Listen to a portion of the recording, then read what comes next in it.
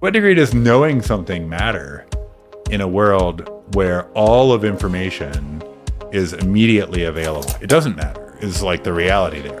So are we there? No. Are we ages away? Probably not ages, but we'll be there soon enough. There's a lot of talk about AGI, artificial general intelligence, really becoming a thing in 2024. And if that's the case, then we've solved the knowledge problem. So then it becomes like, well, who can connect the dots the best and identify the problem the best? I'm Aaron Davis, the founder of Reliant Search Group.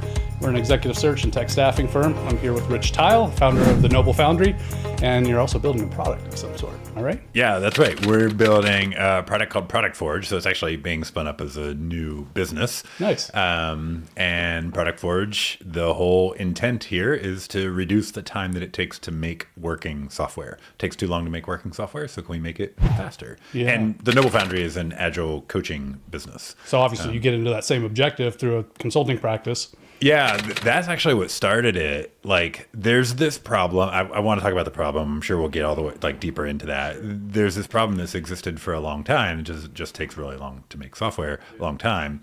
And Agile coaching was a way to solve that problem.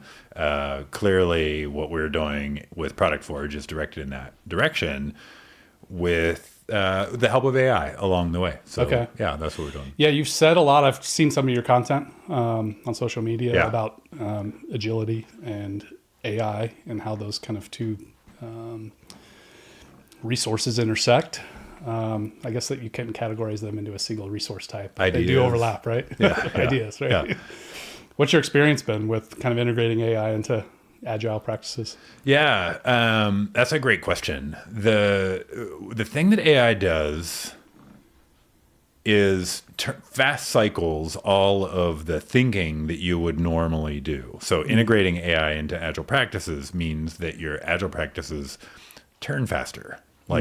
You're able to move more quickly. We're still early stage at discovering what does that mean in terms of how we go about building products. But the effort and the time that we put into building using Agile approaches just goes more quickly. And so what does that mean in the grand scheme?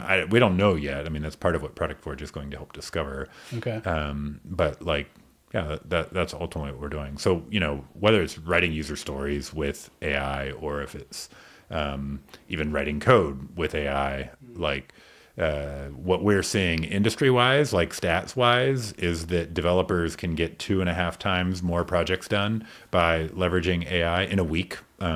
So that's substantial. What if every backlog on the planet got cut down by half effectively, you're going to be moving a lot faster in terms of what you're creating.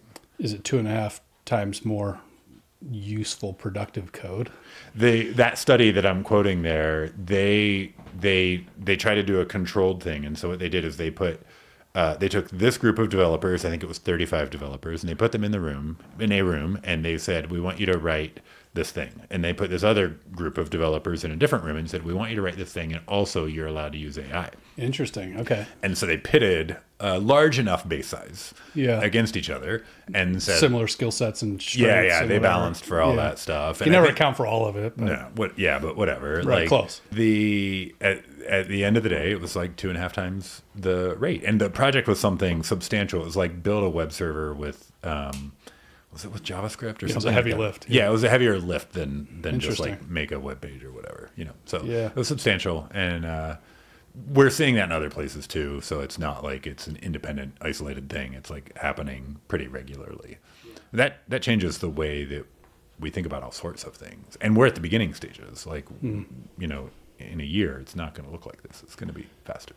It's evident to me. It seems pretty apparent to me as a non-coder, the implications of a tool that can write out a line of code for you. Yeah. That seems clear enough. That doesn't require a lot of nuance in terms of how I think it works the same way for me writing a text or whatever, right? But if I liken it to me writing copy, it's garbage copy. I have to carefully comb through and make sure it works to create the mood and the message that I'm trying to create. It still multiplies my effectiveness. Yeah. Right? I mean, the first ugly, dirty draft is done, and then I become an editor, which is easier in my opinion. So assuming it works the same way in code, like I guess the ability of AI to produce code seems very obvious and intuitive, but the implication on agility and agile practice is less obvious to me, because that seems less about clear productivity and more about understanding the specific objective and making judgment calls and reducing the cycle time on those kind of handoff moments. And I don't know if I'm articulating it well, but I hope my question makes sense. I think I can respond to that. It's like the connection points or the clarifying points that seem to define a very agile practice versus a not so agile practice. And so I'm just curious what the implication of AI is on that, right? Yeah.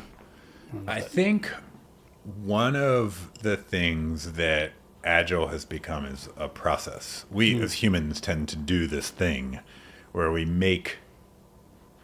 discover this thing. We're like, cool, here's how you do it. And like, these are make the a mold steps. out of it. Yeah. We make a mold and then we're like, cool, now everybody do it this way.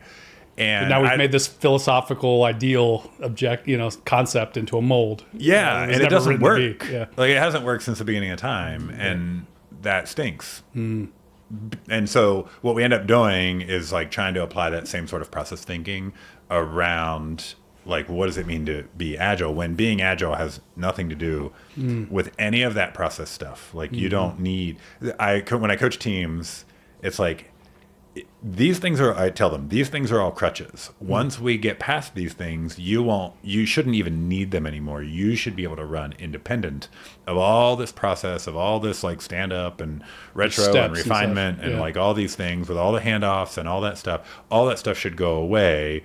Very few teams actually get to that point. But the reality is like they're just crutches to create.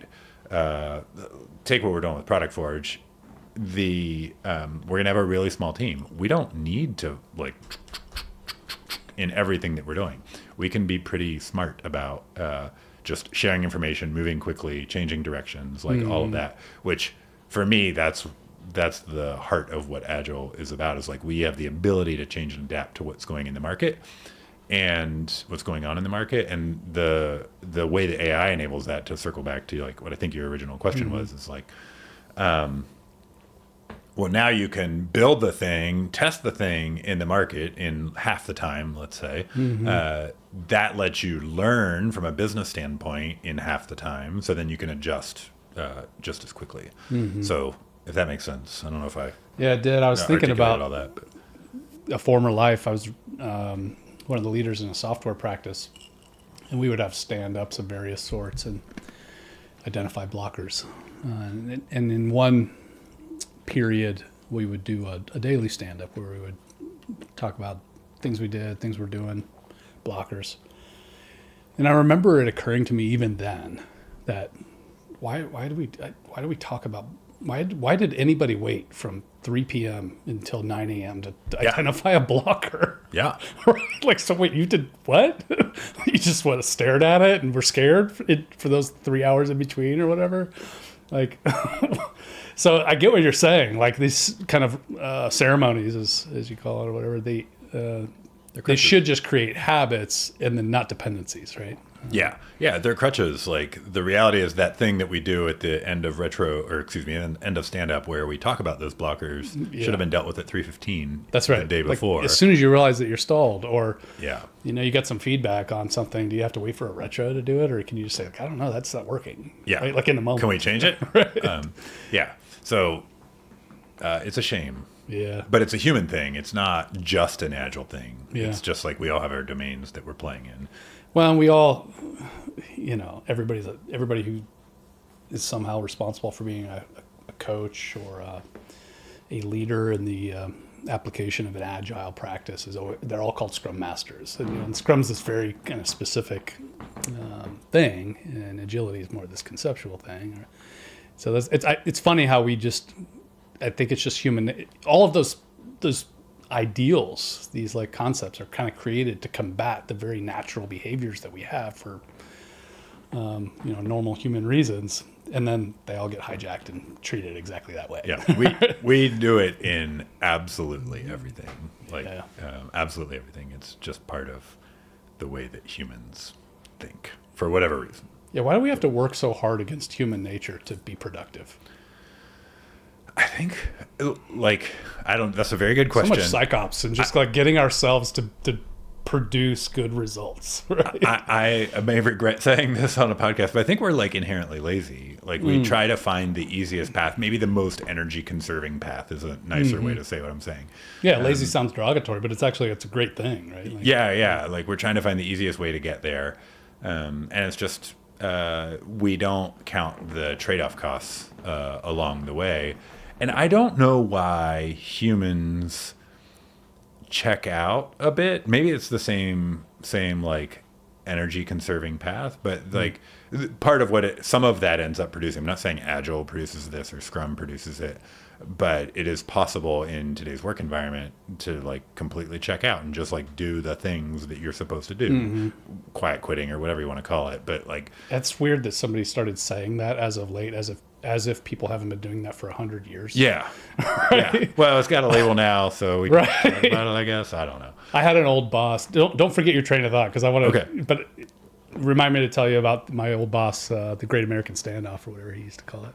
But go ahead. Oh, that's a good name for it. Well, he used to describe the Great American Standoff as the tendency for an employer to get as much as possible for as little as possible. Oh. To get as much work for as little compensation as possible, and the tendency for the employee to do as little work for as much compensation as possible. That's the Great American Standoff. And there's nothing American about it. It's just the nature of employment. When you work for somebody else's interest and you have an agreed upon compensation and whatever iteration that is, hourly or salary, a weekly salary, annual salary, it's going to compromise your interests in the outcomes. Yeah. And I think everybody has a natural driver in the form of some just personal pride and self-respect, that kind of pride, to do good work and produce cool things. And there is kind of a driver there, but for those who feel disconnected from it or not able to really take ownership of it, then you just kind of default back to the standoff. So I mean, we're figuring this discussion out as we go. I had no idea we'd end up here. I didn't either. That's all right.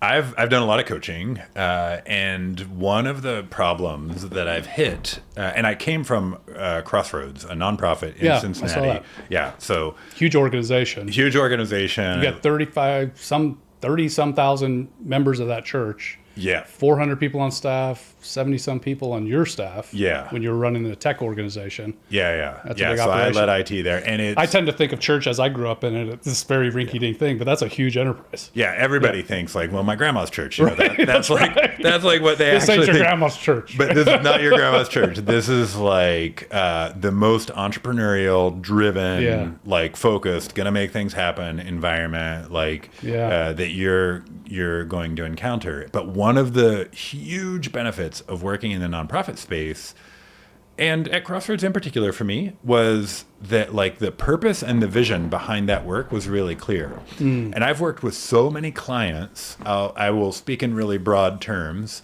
let's just say in the financial industry. Okay. I'm like, okay, well, why do you do what you do? And they look at me and they're like, well, to make more money for the bank. And I'm like, no, nobody cares. Right. Like, I know you don't care about that. Yeah. So like, let's talk about what you're really doing, which is enabling families to get loans that they can buy a house. That sounds compelling. That sounds much more interesting than like, you don't actually want more money for the bank because you're going to get a paycheck regardless, and you know that. That's right. But if I had a purpose and a higher meaning to like my day-to-day work, that's really valuable. And so I think as much as we're like quiet, what you hear is like quiet quitting and people getting mad at the employees about that. I think there's a huge burden of responsibility on the leaders. Agreed. So, agreed. It's interesting. We're of a similar age, so I think we've seen, you and I both probably over the last 15 years-ish or whatever, how there seems to be more of an interest in organizations speaking to the why and the purpose of the organization, and they've realized that the modern day whip is the why. You know what I mean? Like the way to increase productivity from people isn't to kick them in the rear, but it's to connect them with the objective. So you've got the fat cats who are trying to make more money for the bank, right? trying to inspire folks with purpose, I think there's a little cynicism still. There's a lasting cynicism that kind of cuts through that. And so I'm challenging you because this is fun and you seem to have depth in your perspective on it. But I would argue that, and we don't do a lot of arguing on this podcast, so welcome Let's to fight it out. Let's fight it out. Welcome to the inaugural argument.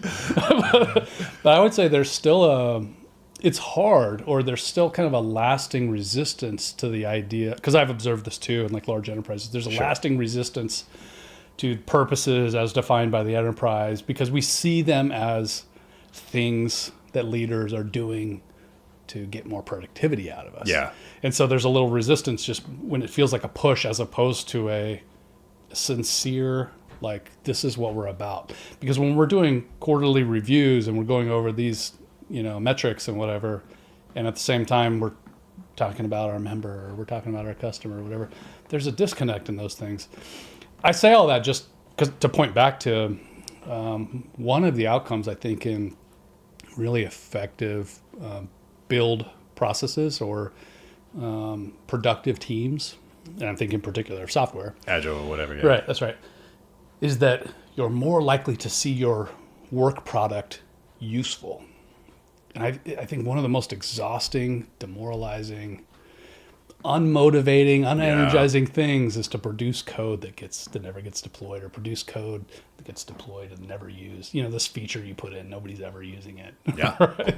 Isn't that just disgusting? Like to work for 3 months on something and then it's like, now we don't want it anymore. No, it's I think of coding as an art, like writing code. There's an art to writing code. Mm-hmm. You're producing something out of yourself and you're putting it out there for the world to see and to use, and it costs quite a bit. So to do that is like exhausting. It's like my 7-year-old produces artwork. He wants to know why we're taking it off the fridge.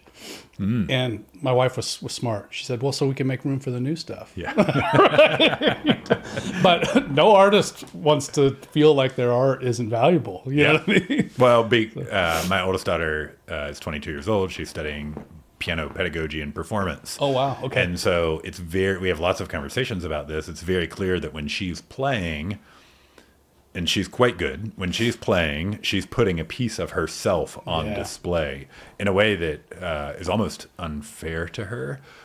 That's like a whole different topic, but like there's a lot of her That's being real, put out though. there. There's a vulnerability in Yeah, that. it's some vulnerability in there for sure. The same is true for a coder. We tend to treat them like robots because they might be a little more introverted personality, engineering mindset, or whatever. So we think their work is like you can just chop. But no, those are human beings putting a little bit of themselves out there, right? Yeah. And they're like, oh, we're not using that feature. What are you talking about? I just worked on that for 4 months or whatever, right? You see that reflected too in like team changes. Like, okay, we're going to take these 2 developers and stick them over there, and these 2 developers, and you're like, do you know what you just cost yourself? You just hurt me right in the heart. I did that tens way of too thousands, if not hundreds of thousands of dollars that you just cost yourself just by making the change, because they're not cogs in a machine. They're like we did that way too much in the software shop I ran. Yeah. And I think I learned too late how costly that is in ways that are almost impossible to measure. It's hard. You can't. It's tough to measure. How do you see that? It takes forever to measure that. Yeah, we did some measurement of that at Crossroads. Did you? We could see 6 months of decreased performance out of that team. 6 months, 6 weeks. Sorry, that sounded way worse at 6 months. 6 weeks of decreased performance out of that team.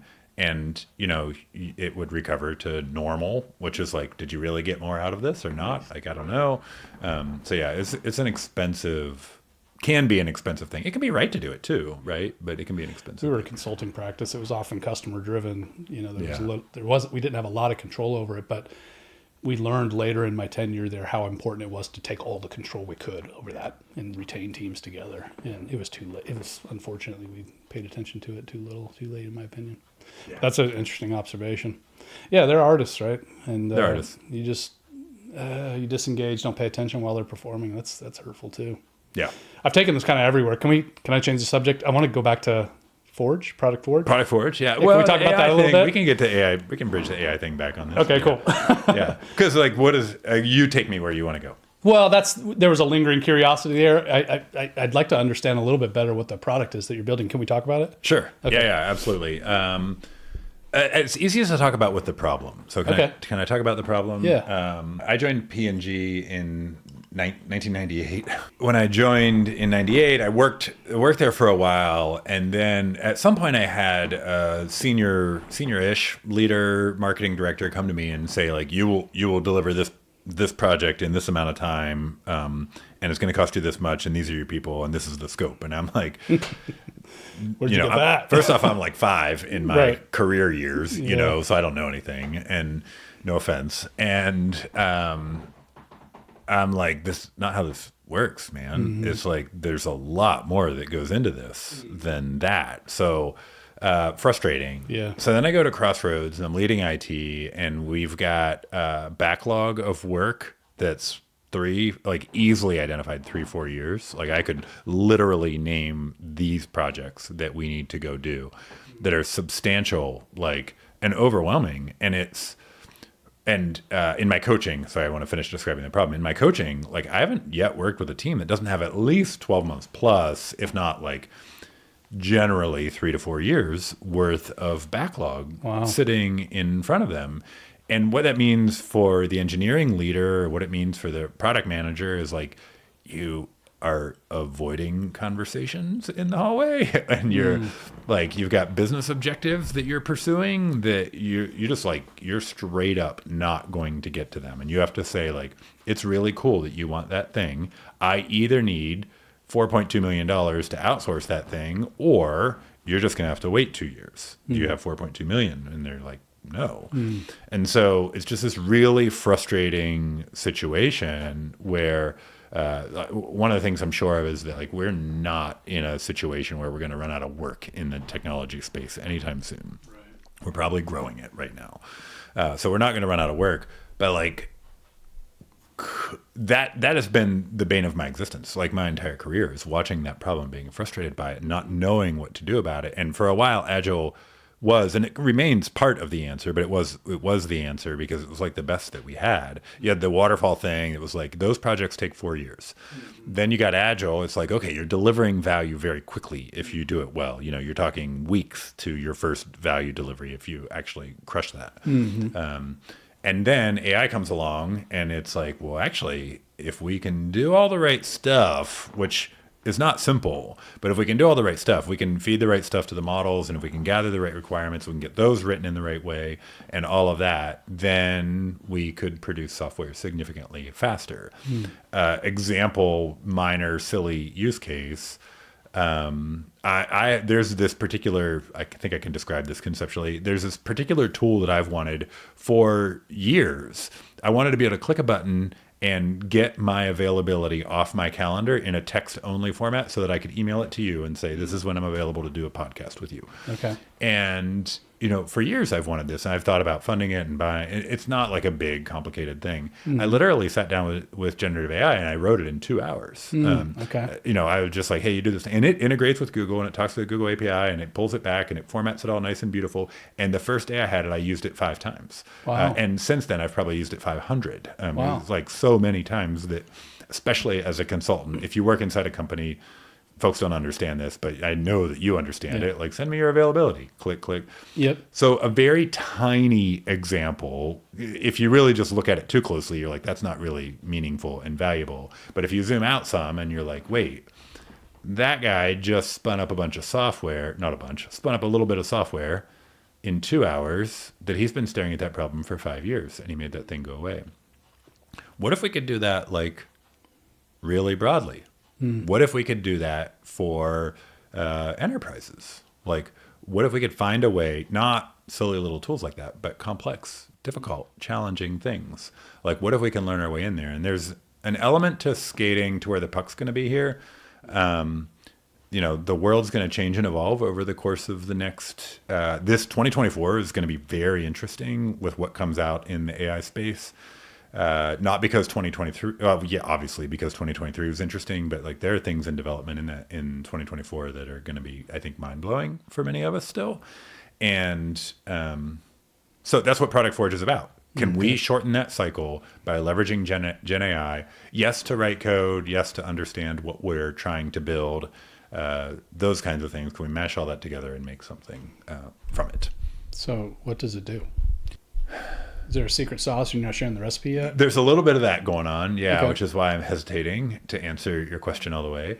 But at the moment, like you've seen my stuff on LinkedIn, I suppose. Like we have the ability to generate user stories and epics and features and personas and all of these things, and sort of abstract away from the language models.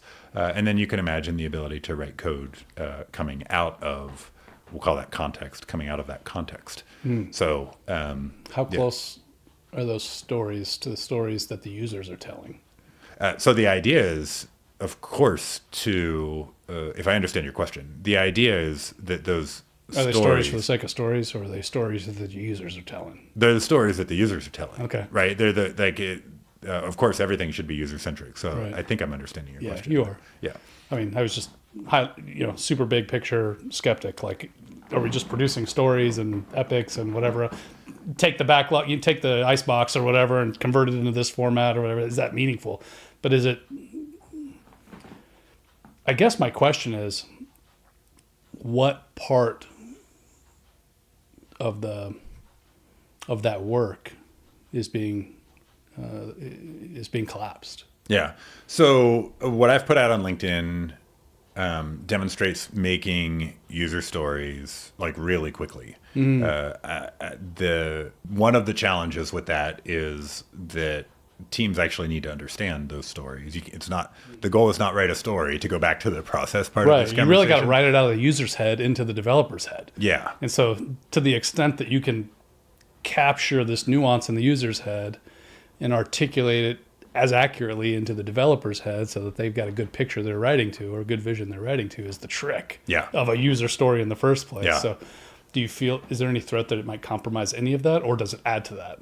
I think it adds to that, because what if the first developer in the story was Gen AI, not the engineer, not the human engineer? Wow. So you got, okay. So let's talk about the sharing the work as you're building. Yeah. Because I have an opinion on that. We were talking about that. You said that earlier. I didn't know. Can I change subjects a little bit again? Yeah. But that sounds really cool, actually. And I think I kind of get where you're going there. And there's an element, just to be clear, of like, we don't, I can point to things and say, we're going to do it that way, we're going to do it this way, we're going to do it that way. But we haven't, like, also, beyond the experimentation that I've done locally, we haven't proven our ability to do it. We're trying to learn that along the way. No, but that's a great route to run if you're trying to get somewhere new. That seems really interesting. I think, if you literally had a mind meld between user and dev or whatever, if that capability existed, we wouldn't be writing software. But, right? But if you literally had a mind meld that, like, where I could just think a thought and you're thinking the thought in the same way, the same images, same colors, same words, same nuance or whatever, same emotional triggers or whatever. I mean, that really is the magic. And I think when we figure out how to do that with whatever implants or wavelengths or whatever are being tinkered with, right? I want to be last in line, or at least not first in line for like sticking. Whenever that happens, then there's going to be some amount of like copy and communication necessary, right? Yeah. There's always going to be a little compromise there. It's never going to be precise. Yeah. The thought I was getting at earlier when we were talking about like how much do you share of something new that you're building? I remember going through that pain or going through that feeling when I was building something a few years back. And somebody I talked to said like, well, like, is the idea out there because you've observed something in some future, what do you call it, a futurist or whatever, in some futurist kind of way that other people aren't capable of seeing? Or are you seeing something that's kind of evident with the things that are out there right now, and others are probably tinkering with it too, and it really comes down to who delivers, right? Yeah. And the answer for me in that scenario, or in that question when I was being asked a couple of years ago on a completely different kind of product, was that it's really just me just trying to capture the opportunity that's probably evident to everybody. And it's going to come down to who delivers best, right? And as it turns out, nobody really delivered. It was a bunk idea that like 20 people worked on, and nobody really mastered it. I think there's a lot of truth in what you're saying. I think I struggle with some of that sometimes, but I think there's a lot of truth in what you're saying. Like, let me state it sort of facetiously. I have an idea. We're going to use Gen AI to make software faster. Like, right. Of course. So does everybody. Right. Yeah, so does everybody.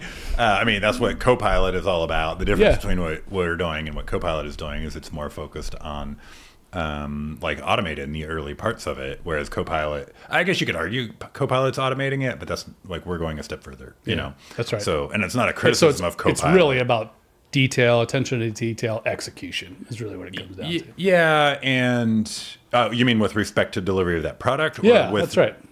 In general, usually that's the case. I mean, some people, every once in a while are, and usually when somebody says in retrospect that they were really seeing the future, they guessed and they were right, and other people guessed with equal savvy, and just unpredictable things happened, and they were wrong, right? Yeah. They're you know, you read a lot of entrepreneurial books or whatever, and that's one of the things. Is like it's talking about the Google way. They didn't see the future, and I have opinions on where the future is going, and I spend a lot of time thinking about that. But you know what? So does 100 million other people in the U.S. That's right. So some portion of them are going to be wrong, no matter how savvy. You can do all the right. Who was I talking to about this recently? You can do all the right things and still be wrong. I was talking to somebody about that recently. Might have been another guest or something. Anyway, you can do all the right things and still not win or whatever. That's exactly it. Oh, it was. I was talking to another business owner about that. The Kobayashi, whatever, in Star Trek or whatever, where Captain Kirk is faced with this challenge at the end of training to be an officer that's unsolvable. It's a problem that's unsolvable, and somehow Captain Kirk cheated and won, right? But but the training of that thing in Star Trek or whatever is to train new officers that you can do all the right things, still lose, and then how do you cope with that?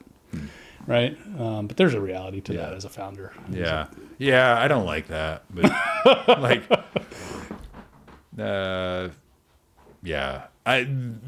I think here at Captain Kirk, you tend to. There is a way we can win, right? Like no matter what, you're a believer. Yeah, absolutely. A couple things. There's probably a big pie, so that's helpful. Yeah. I think there's a rising tide lifts all boats thing happening, True. and so that's helpful. And I don't like to give up easily. I'm willing to fight through lots of stuff. And what you're saying is also true. I just don't like it. Yeah, that's right. That's right. Well, anyway, the subject there was that you're really battling over who's going to execute these critical details that are going to be useful and produce value, right? Yeah.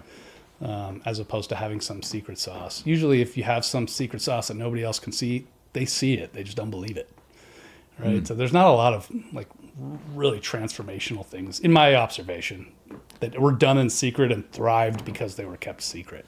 I think that's occasionally true. Yeah. Anyway, that's where my bias comes in. That's where my bias falls on that subject. Yeah, I don't think I disagree. Well, I don't think we're going to... Was this the argument we were going to have? That was it. I don't think this is the argument. I don't think we're going to argue about it. I think that you are, for the most part, you're probably right. It's a challenging thing still. Sometimes I still hesitate to share all of the inner workings of something new that I'm working on because I don't like broadcasting how beautiful a piece of work is going to be until I start seeing how beautiful it is. Yeah.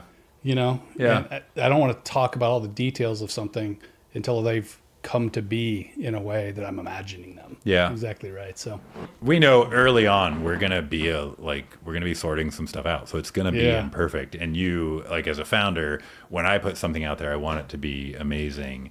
And also, if you ship something that's not at least mildly embarrassing, you shipped way too late. Very well aware of that. Wow. Okay. And we have an MVP product. It's not publicly accessible, but we have an MVP product that you can go out there, and it only writes user stories right now. But it's good enough to demo it and to show this is what we're thinking, and this is sort of what that experience looks like for creating user stories. Man, that's going to be I can see that being disruptive. Maybe not, globally immediately, but everywhere it's used. I mean, there's a lot of time and attention that's put into that. Yeah. I demoed it this week at a startup event in Cincinnati. It was super fun to demo it, and immediately questions are flying. Wait, can you do this? Can you do that? Can you do this? Not you're falling short, but more cool. It's really helpful that you just. What I demoed writes one story at a time very clearly. If we can write one story at a time, we could write 50 at a time. Right. as one of the advantages of generative AI is you can spin up lots of we'll just say lots of models. You could have 100 paths going at once, right? Agents are like the latest thing to come in generative AI, which most people don't know anything about yet. But like, just think of them as independent bots that have a mind of their own to some degree. So like, what if you could queue up all those to spin up a bunch of stories all at once and all of that? So all sorts of ideas started.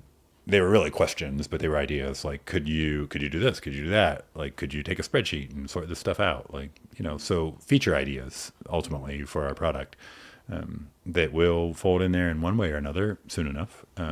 But the thing that we need to do right now is get that like a real base MVP completely put together that like we feel comfortable putting out there to sell, and starting getting that feedback. Like that's what matters right now is can we get people to sign up and then start providing feedback to us. If I'm interested and want to sign up now and be on your waiting list, can I do that? Yeah, productforge.ai. Okay, cool. Yeah, and we'll share that with the podcast information when we're podcast publishers. We'll share it. Hopefully by the time you publish this, it'll be like a better site than just the rudimentary thing we got right now. Cool. It doesn't do any marketing work right now. It's just like sign up if you want to. It sounds interesting to me. If I were building a product team or a software team or whatever, that would be of interest to me. I would want to be on the front end of that. Yeah. So do you feel like with my explanation now, do you feel like you got the level of understanding that it makes sense to you? Yeah. Or would you want to push me further? Because I'm inviting you to push me further if you think.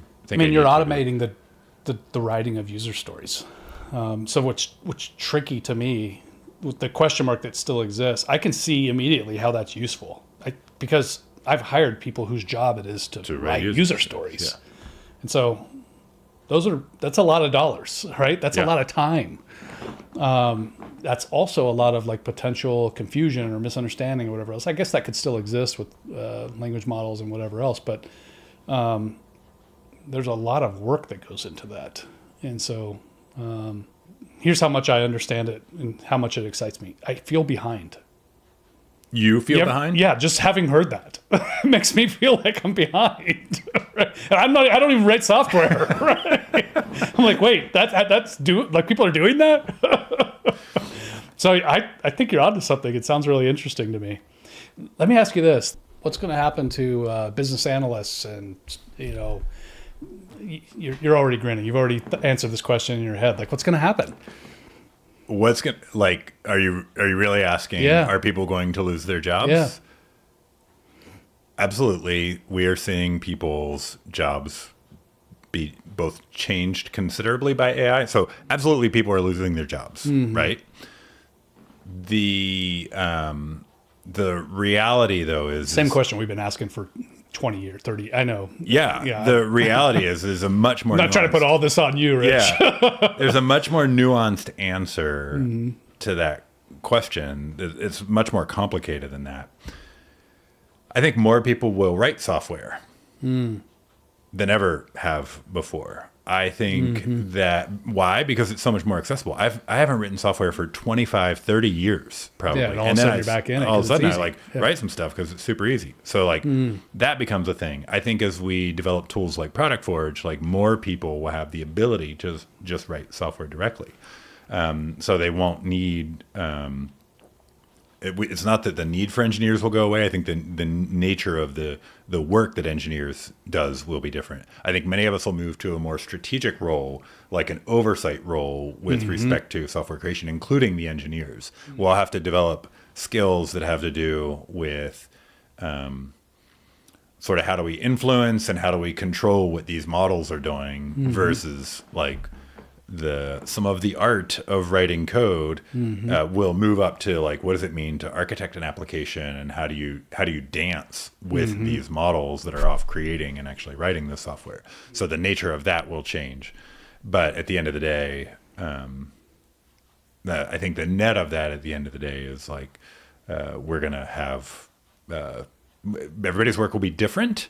It's not unlike what happened to musicians when keyboards came. Musicians became composers, right? Yeah. And so creating beats and assembling sounds together to produce music just became a different kind of art. Yeah. For certain genres, right? Yeah. I'm listening to a book right now by Daniel Pink. I forget the name of the book, but it's about how basically everybody is in a sales role in one way or another. Like we're all trying to move somebody or motivate them to do something. And when the internet came out, when the internet started becoming like a real thing, there was this belief, this underlying belief that said that nobody was going to have to do sales anymore because the internet was going to handle that for us. And actually did the opposite. It flipped it all the way around, and like literally whether you're selling yourself on Instagram, meaning like you're just trying to position yourself well amongst your friends. Everybody's got a shop. Yeah. Or like you've got your Shopify, whatever, your Etsy, whatever, or you're running your business. I'm running my business. We're all selling something. That's right. And so I think that that's very likely to happen. There are a lot of problems that software still needs to solve. True. Billions and billions of them. Sure. So we're going to be a minute solving those problems. Yeah. How do you even make a list of all the things that haven't been addressed by software? Yeah. I mean, the list is limitless. The silly little utility that I created should have been created decades ago, but nobody did it. Right. Yeah. You said something earlier that really put a thorn in my side that I wanted to get at. Oh, good. Are we going to fight again? No. It was like in an inspiring way. You said if you're not slightly embarrassed, I think, about the product you ship, then you took way too long to ship. Yeah. I feel very comfortable and very competent in this space. I have been in the space of Product Forge. I've been in the create software business since 1998, and if you want to count my college years, since 1994. Right. Okay, literally that's all I've done my entire career. So I'm very comfortable in that space. And I presented the other night to a room of 100 and 150 people, whatever it was. Presented, we actually did a walkthrough of the MVP. Okay. And people raised their hands and presented feature ideas that hadn't occurred to me. I would be foolish to think that I could identify every need and every problem that existed, and that I should waste my time trying to polish this thing, or that we should waste our time as a team trying to polish this thing and make it amazing before we pushed it out the door. All of that is wasted effort because the first thing they asked me about was not even on my radar. Interesting. Yeah. So that's what it's about. Like you've got to... and the hard part about that, of course, is like we've been talking about this art thing. As a founder, like the thing I'm making is part of me. Like I'm pursuing this problem because it has driven me crazy for 25 years. There's a huge part of just me going into this thing. And so to put it out there and go like, it's me, but like the junky version, it's not really the junky version. It's like, I need to go learn. I'm telling you sort of like the tape that rolls in my head a little bit on that. It's like, okay, let's do it. So yeah, that's the embarrassing bit. That is an emotionally exhausting process of just the process of building software or a software product is that you by necessity have to put something out there that you know is going to get beat up. Yeah. That you put the thing you put out there, something you're proud of and you're excited about and you believe in. And you know that you're just putting you're hanging your artwork over a urinal, and you know it's just going to get pissed on. Yeah, yeah. And it's such a that hurt a little. Discouraging. That hurt a little. It's just the necessary process of building a product that users are going to use, right? Unlike you hang a piece of art or whatever, and it's like don't touch it. Yeah. You know what I mean? The editor says we got to change this, and as the artist, you say no. Don't touch it, or I'm not public. You're right. Like having some artistic control over a literal piece of art is different than a product that has an artistic process or feel. Yeah. Because it has to match the user. Right? Yeah. Yeah. Well, unlike a movie, if I produce a movie and push it out there and people don't like it, don't watch it. Get away. Yeah. You know what I mean? I don't get, right. Like I can produce that piece of art that I want, but a product, man, it's the critic's voice really does matter. Yeah. It does. And you're trying to, man, I'd like to have my musician daughter here for this conversation at this moment, but because there is some difference. She's here in your head. She's here in my head. I literally just talked to her on the drive here, but there is some difference where she can put her piece out there and it is a piece of her 100%. Yeah. But she's also able to say like, there it is. And that hopefully for her can be the end of it. I don't know if that's fair or not to her, so she may criticize that. Yeah. That's why I want her here to like Right. lend her voice to that part. Sure. But like you're right. You've got to gain I actually have to gain the approval because it will be judged. Yeah. And it will be judged in a way that's like it's either going to live on or it's not. When I built a product a few years back and there were elements of it that worked and didn't, and the things that I believed in, but it's so painful. Like it really wounds you personally to build something that you believe in, you're excited about. And so some people I think are more resilient to that than others. Yeah. I had Rick Rubin, the music producer, said something about, he likened your artwork to a journal entry in an attempt to explain how it doesn't, like there's no end. There's no like final thing. What you're really doing is putting a piece of yourself out there. On this line. That's right. And then the next line, you write something new. And then the next page, you write something new. And then you throw that notebook away and you pick up a new one, and that's your new year or whatever. Yeah. Right? Like it's a point in time, right? It's an expression of that point in time. And so as a software artist, if you will, to be able to express yourself as a point in time and treat it like that and to kind of reflect on your product in that way. This is what I believed now. Yeah. But now I'm going to go perform that same song for this Baltimore audience that I performed for LA. And it's going to be this new iteration. It's going to be this new version of myself that I put out there. Yeah. And it should come out different, and it should be received different, right? Yeah. I think that's really good. I think there's an antidote in there that has to do with like your relentless focus on customer problems. Like, because if my goal is to produce this thing that gains your approval, that's like a goal, but it's maybe not the best goal. A better goal might be to solve a problem on your behalf or solve a problem that you're encountering. As I think it frees me up a little bit. I think that I've been reflecting on like, well, what is it that makes it okay to do it? Like, I think that's the thing that makes it okay is like, I'm actually not creating this thing. I am creating it out of who I am. I'm not creating it for myself. I'm creating it to solve some problem for you.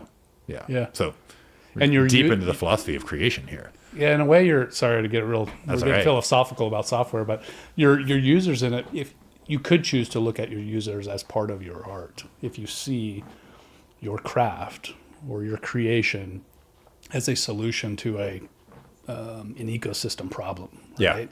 In that case, your users are a necessary part, and like oil's going to act this way, and water is going to act that way, and this kind of film is going to act this way, and digital is going to act that way. And if you're using your users as a medium of sorts to solve a problem in the ecosystem that software operates in, it also becomes a less insulting and personally painful thing, and more of a medium that you're interacting with. But anyway, I love the analogy. I love the likening of building product to creating art, because I see my work that can be very transactional at times, but I'm also somewhat of an artist myself. Nothing I would really care to publish or share or whatever, but I've got a painting hanging over my mantel in the basement. That you did? Right? Like just for me, right? Sweet, yeah. Yeah, so that's that's how seriously I take my art. But I also see like the way I interact with my work as an artistic expression in some ways, right? It's fun to see the other people who participate in it as part of the medium, right? Not that I see them as less human, but just like you would see performance art or whatever. Like if I'm a choreographer and people who dance this dance or whatever, they're still very human, but they're part of my art. Right? Yeah. So anyway, I think that's a really valuable thought. I don't know if you've seen my face, but like I'm spinning on that thought going, wait, the user is part of... I just stole it from other people. You get credit. The user is part of the canvas. Like they are. What does that even like mean at the end of the day? Like that, one of the things that we're always asking in the AI space is like, what? Remember back in the day we did like mobile first design? Yeah. Well, what does it mean to be AI first from a design standpoint? There are lots of folks exploring that question in a variety of different ways. You've seen some hardware get launched recently, just the other day. What's that thing called? The hardware. Rabbit? Did you see Rabbit get I launched? didn't. No, I'm not familiar with it. Oh, you're not familiar with it? Oh, a little boxy thing that I don't know where you, I don't know if it clips to you or whatever. Okay. And then you talk to it, but it controls the apps on your phone. And so you talk to it normal, human, whatever, and I guess have it Interacts with your apps? Yeah, it interacts with the apps. I can't wait to not carry that brick around. And well, it sounds like now we're carrying 2 bricks all of a sudden. But I know, but hopefully it's a step to not carrying a brick around. Yeah, hopefully right? it lives in your watch, I guess. Right, I don't know. that's right. Your contact lenses or whatever? $200. Yeah. Like, so mine will be here in May or June. It's Fun. like got some big long... But it's AI first. It's right? AI first, right? The like, box is useless without the AI. What's the UI? Well, the UI is like voice. Like, that's it. So I don't really need the box. The box just has to be... We need a thing, so they made a thing. Yeah. Yeah. Yeah, so AI first is... Yeah, what a trip. That's interesting. That's the first thought exercise I've had in that AI first that was meaningful to me. Thank you. That makes a lot of sense. Yeah, I've said to people in conversation, friends and family, like, we won't have phones. Like, 20 years from now, we will not be carrying phones around. Something new will exist that will do all those things. For a minute, we'll do this, right? Like, Right. we'll Some version will hop to something and then to something else, right? We're back to brain implants. Right. But it's crazy how close all that stuff is. Yeah. Yeah, we are not futurists. These are just videos we've seen. You know what I mean? It's wild how close all that stuff is. Yeah. It's a little scary. What's the name of the book? The Coming Wave. I haven't read it. The Coming Wave, interesting book. It's like, hey, robotics are coming. Gene editing is coming. AI is coming. There's a little bit of a doomerism in this book, especially towards the latter half. Drones, micro drones, all the logistics stuff. All these things are coming, and I don't know what you've seen of robotics in the last few weeks, but like it's literally every single sci-fi movie I've ever seen, minus the time travel ones, like are within our reach. Yeah. Yeah, we are moments like nobody away. has imagined anything that somebody's not tinkering with right now, aside from like going into the future 300 years, right? Yeah. Like nobody is not tinkering with everything else in sci-fi. Yeah. It's wild. Yeah, and we're so the gene editing thing. They just cured some disease. I forget which disease it is. I should probably know that, but like they just like edited the genes, replaced the bone marrow in people. Yeah. Which is a thing we already knew how to do, and they like sickle cell anemia. That's what it is. Okay. Like that disease has been around forever. Now it costs millions of dollars to do the procedure, I guess. Right. But like so marketing it. you got to start there. So Commercializing is another reach. So the way the world's going to change in the next 2-3 I just years. saw something about a spinal cord injury that led to a quadriplegic. Was mitigated with some kind of chip. Yeah. That reconnected. And it learns which signal connects to whichever. And I have a close family member who's suffered a spinal cord injury, and so it's like right away I'm thinking like, how long is it going to take, right? Yeah. But like you said, it's millions now, and who knows how long until it's accessible, commercial. Yeah. So back to Product Forge. What's the status now? Yeah, status now. We have an MVP that we primarily are using for demo purposes. It's not quite commercially like. It's not an embarrassment. But it can do the things that you envision it doing. Yeah. We need to replace the way we've built it with a more proper way. Okay. And we have a team that's working on that. And nice. We don't have a timeline yet for what that will look like, but it's not long. Okay. Like the complexity of what we've done there is not very high. And so we'll be tackling... I forget what your original question is, but I'm telling you about the product. Yeah, what's the status of it? Yeah. So we'll be tackling enough of the product management side of that. So that's like epic feature stories and probably scope beyond that as well. And you're demoing and capturing real-time feedback. It's cool that you're demoing in front of would-be customers who have strong opinions. Having strong opinions about something as opposed to like, No, I mean, that's a great indication, right? Yeah, that's a great indication of buy-in. So people get fired up, and then when I've shown it to like in a one-on-one situation and that sort of thing, people go like, "Oh, great! I would like. How do I learn more? How do I get to do?" Right. So it gets the kind of traction that we want to see when we demo it. People get very excited about like what we're creating and what we're building. How many more demos do you need to do before you know you've got the first batch of features. Yeah, I mean, I'm ready to push a thing out there and go like, okay. We want you to. We just have to like. We need to do it on a platform that we're going to be able to do something with. Yeah. As soon as we're able to do that, which is, I can't speak for the team, but it's not months. Let's say that. It's shorter than that. Yeah. As soon as we're able to do that, then we're going to start doing that, and it will make it available. And so signing up to be on the wait list would be a huge help, because that means we can reach out to you as it becomes available and say early users and feedback. Yeah, and so we get early users and feedback, and we deal with that appropriately. And then after we've done that, then we start figuring out like, okay, how do we take this stuff that we've created and use it to write code? Have you given much thought yet to kind of your go-to-market plan and pricing and selling it and all that kind of stuff? Yeah. We don't know pricing yet.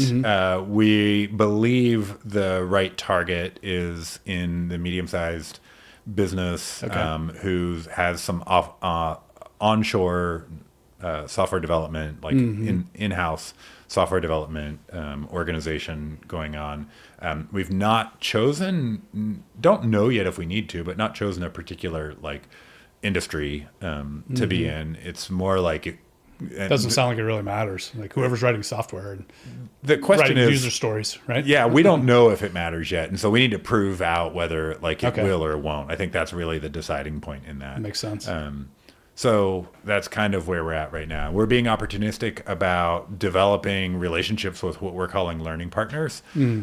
So if somebody's interested in being a learning partner, we'd love an email or what have you. Just people who can tinker around with the MVP and that kind of thing. Not only that, but also like give us access to some stuff and let us like play with some of your assets. Yeah.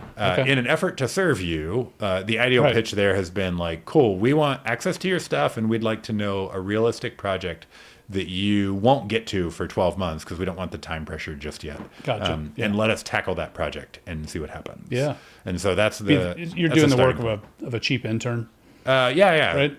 Yeah. That's a really good way to say it. And then you know what? That like we'll get beyond that. Like this is SpaceX launching the first big Falcon rocket. Right, you're going to blow it up. And it's going to blow up. But we won't blow up your business. We'll just blow it up on our end and then be oh shoot, it didn't work. Let's redo it. That's cool.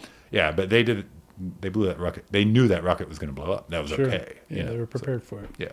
So let me ask you, something I like to get to toward the end of these conversations that I don't want to miss here is what problems you see. What are your biggest concerns about the problems you'll run into as you launch the product? Yeah.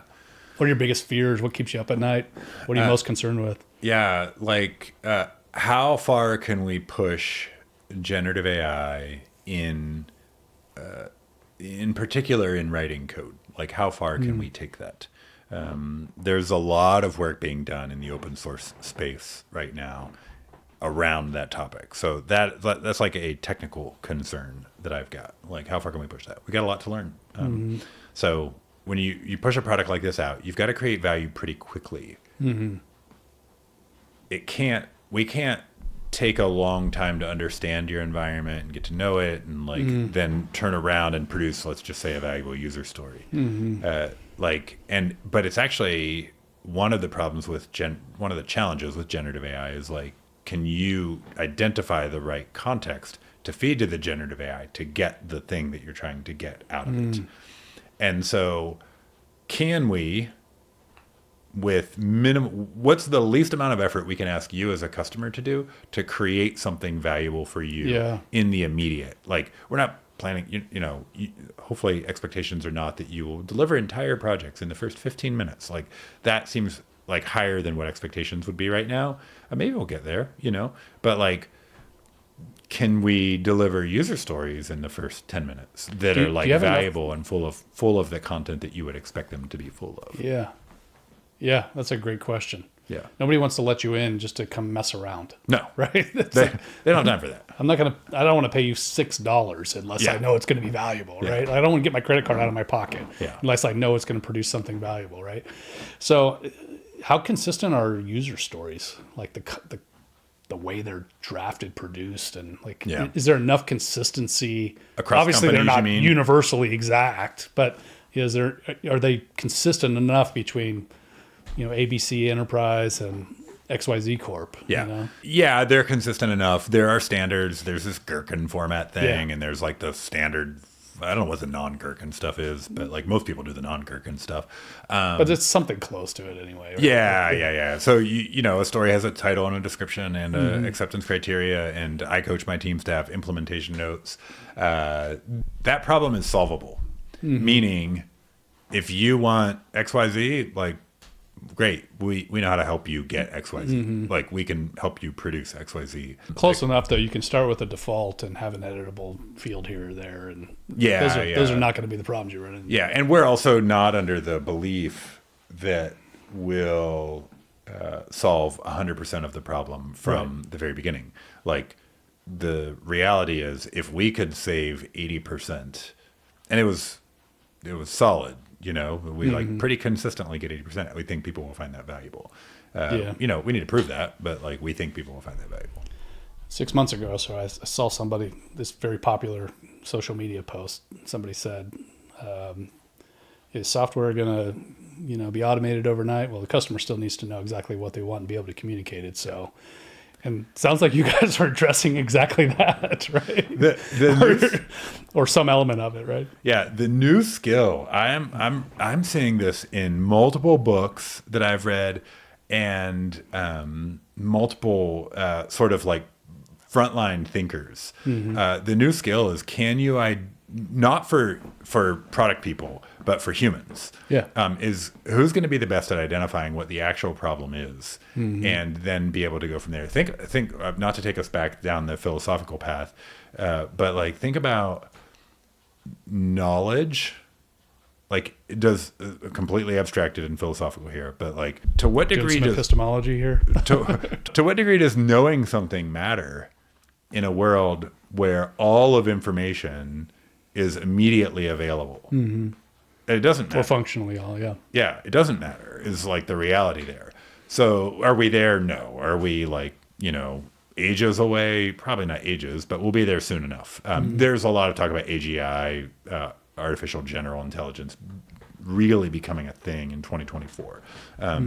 And if that's the case, then we've solved the knowledge problem. So then it becomes like, well, who can connect the dots the best and identify the problem the best? Those become the skills that we as humans, like, we should be training our children in, so that they know how to do that really well, because that's where value is going to get created. And there's still plenty of problems to be solved. It's just being able to point to them and actually do it. Yeah. Well, I guess we're still useful for a while then. Yeah, we're going to be okay. We're going to be okay. I'm under no false... I'm under no belief that we're going to run out of work to do. Like, I saw somebody the other day call one of those automated coffee makers. It was a latte making machine. You know, robot bar or whatever. It's like, oh, the AI, you know, barista. Guys, that's not AI. That's not intelligence. That's robotics. But anyway, a long way to go before there's really like somebody comes in and sees the look on your face and is like, man, are you okay? You know what you should have to, you know, and like really connect. Anyway, I'm sure we're better than this now, but a funny story on that front. My parents celebrated their 50th wedding anniversary. They took the whole family on a cruise. It was amazing. Nice. Super fun. Yeah. Super fun. And I won't name the cruise line. They had this bar that had robots that serve drinks. Nice. And so we're like, you got to go to the robot bar, right? So we go to this. I've never been to one. That sounds cool. I have been to one, but I've never had a drink from one because it didn't work. Couldn't do it. Couldn't do it. Yeah. It just struggled and struggled and struggled. So maybe we got a few years yet. So it was like, but you know what? We'll solve those problems, but like, we're not going to run out of problems. It's going to be one at a time. Yeah. All right, Rich, it's been a great conversation. I appreciate you being on the show. Thanks, Aaron. Really appreciate it. I've had a lot of fun. Tell me the website one more time. Productforge.ai. If you go there, we'll probably change it, hopefully by the time this thing goes live. But there'll be a button to add yourself to our waiting list. Sweet. Cool. I'll do that. Thanks. See you, man.